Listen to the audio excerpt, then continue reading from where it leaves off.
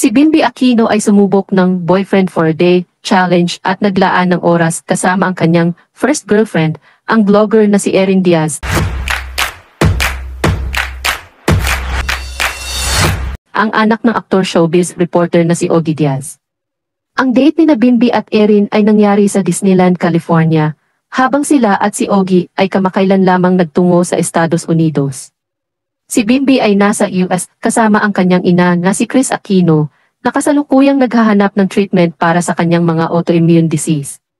Ang ganda-ganda ng first girlfriend ko. Comes from a good family pa, ani Bimby kay Erin, habang nasa theme park, nakita sa isang vlog sa kanyang YouTube channel noong Huwebes, Hulyo 4. Ganda-ganda ng first girlfriend ko. Comes from a good family pa. Nagtawagan ng honey ang dalawa, Honey na lang. at nagpalitan ng mga papuri at pick-up lines. Nagbahagi rin sila ng mga merienda at nag-enjoy sa ilang mga rides kasama ang isa't isa. Nagtapos si Bimby ng kanilang date sa pamamagitan ng pagbibigay kay Erin ng isang enamel pin ng Disney Princess Ariel. Everything is the best kapag may kasama kang maganda, matalino at masipag, sabi niya tungkol kay Erin.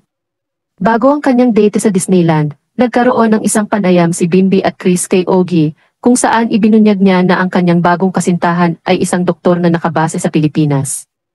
Samantala, tila bumalik na sa Pilipinas si Bimby matapos siyang makitang bumibisita sa mga kasambahay nilang si Yolanda Yebes.